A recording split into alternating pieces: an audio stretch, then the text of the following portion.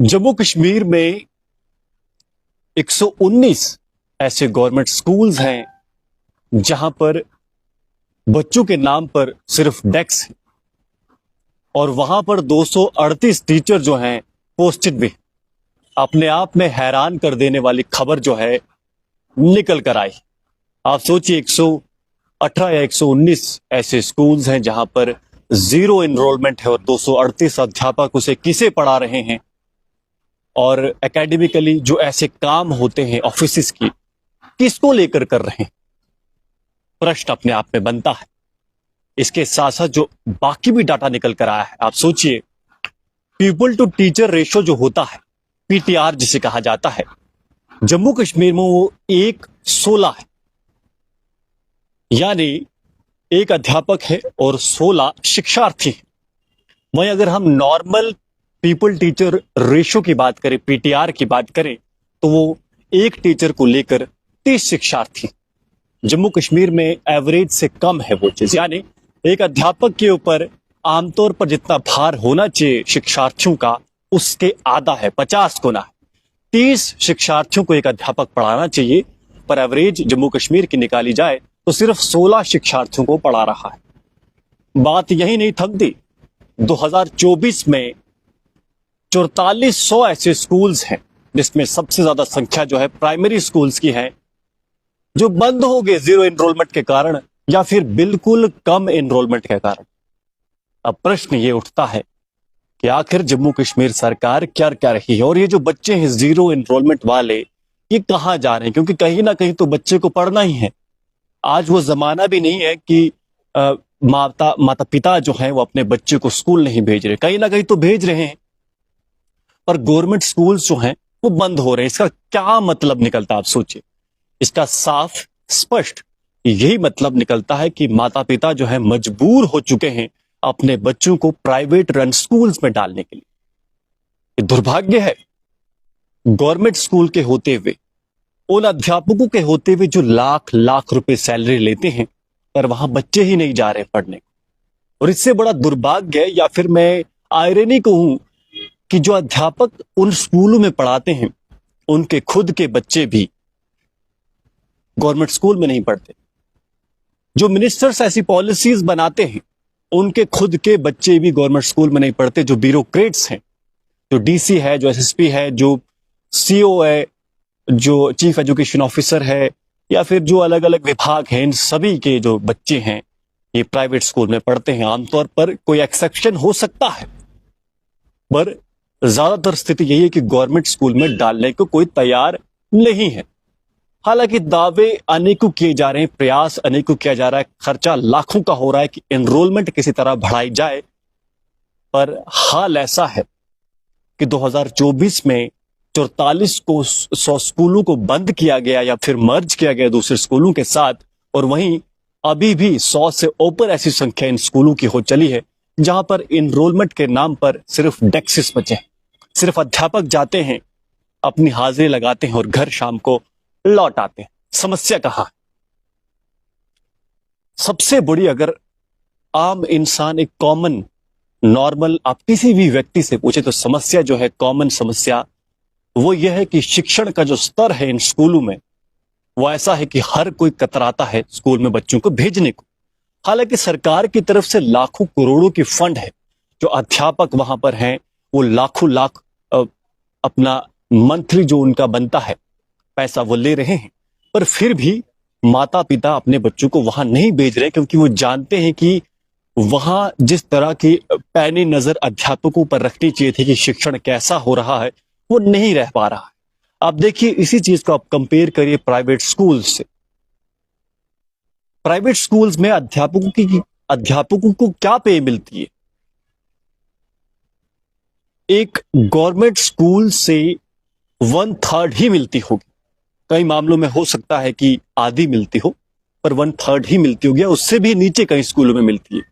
पर वहां रिजल्ट जब आप निकालते हैं तो जब भी टॉपर्स का लिस्ट निकलता है या लिस्ट निकलती है तो उनमें हमेशा प्राइवेट स्कूल का ही नाम आता है। यानी सरकार पूरी तरह से फेल हो चुकी है कि गवर्नमेंट स्कूल्स में बच्चों को डाला जाए। ऐसा नहीं कि माता पिता नहीं चाहते, ऐसा नहीं कि माता पिता चाहते हैं कि प्राइवेट स्कूल में भारी भरकम फीस दी जाए और उसके बाद आप बच्चों को प्राइवेट स्कूल में पढ़ाएं और उसके बाद अच्छा रिजल्ट पाए। माता पिता या हर व्यक्ति चाहता है कि सस्ते से सस्ते में उसका बच्चे की पढ़ाई हो, क्योंकि एक बेसिक फंडामेंटल राइट है आपका कि आपको शिक्षण मिलना चाहिए और उच्च स्तर का मिलना चाहिए। परिस्थिति यह है कि जम्मू कश्मीर में लगातार स्कूल्स में एनरोलमेंट जो है वो घटती जा रही है गवर्नमेंट स्कूल्स में, और सबसे ज्यादा जो असर पड़ रहा है वो प्राइमरी एजुकेशन या फिर प्राइमरी स्कूल्स के बच्चों पर पड़ रहा है। और सबसे इंपॉर्टेंट बात भी यही है कि सबसे इंपॉर्टेंस जो होती है वो प्राइमरी स्कूल की ही होती है, क्योंकि वही बेस बनता है और उसी के ऊपर इमारत जो है खड़ी होती है। डाटा बहुत चौंकाने वाला है कि जम्मू कश्मीर में जुलाई 2024 तक लगभग 4,394 स्कूल जो हैं वो घटे हैं। पहले यानी अगर बात करें तो पहले लगभग करीब 28,000 गवर्नमेंट और प्राइवेट स्कूल थे और इसकी संख्या गिरकर 23,117 हो गई है। 12,977 गवर्नमेंट प्राइमरी स्कूल से इसकी संख्या घटकर सिर्फ 8,966 फंक्शनल स्कूल जो हैं वो रह गए हैं। इसमें असर पड़ने वाले में 392 मिडिल स्कूल है जिनको अभी रिसेंटली रिमूव किया गया है, 3 हाई स्कूल है और एक हायर सेकेंडरी स्कूल है।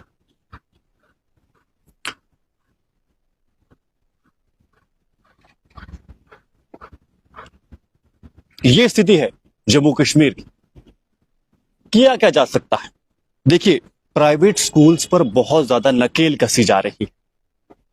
आप गवर्नमेंट स्कूल को और प्राइवेट स्कूल को एक स्तर पर लाने की कोशिश कर रहे हैं। जितनी गवर्नमेंट स्कूल की फीस है उससे थोड़ी सी बढ़ा के आप प्राइवेट स्कूल की कर देते हैं। ऐसा नहीं कि मैं प्राइवेट स्कूल का पक्ष ले रहा हूं, पर जितनी ऊर्जा आप प्राइवेट स्कूल्स को कंट्रोल करने में लगा रहे हैं उतनी ऊर्जा अगर आपने गवर्नमेंट स्कूल को फंक्शनल या फिर उसमें सुधार लाने की होती तो आज आपको प्राइवेट स्कूल्स की फीस को, एडमिशन फीस को रेगुलेट करने की आवश्यकता नहीं पड़ती। क्यों आप मजबूर हो रहे हैं गवर्नमेंट स्कूल की प्राइवेट स्कूल की फीस को कम करने के लिए? क्योंकि आप जानते हैं कि गवर्नमेंट स्कूल में कोई जाने वाला नहीं और इसीलिए आपका सारा फोकस जो रहता है वो प्राइवेट स्कूल्स पर रहता है। आप मनमानी करते हैं।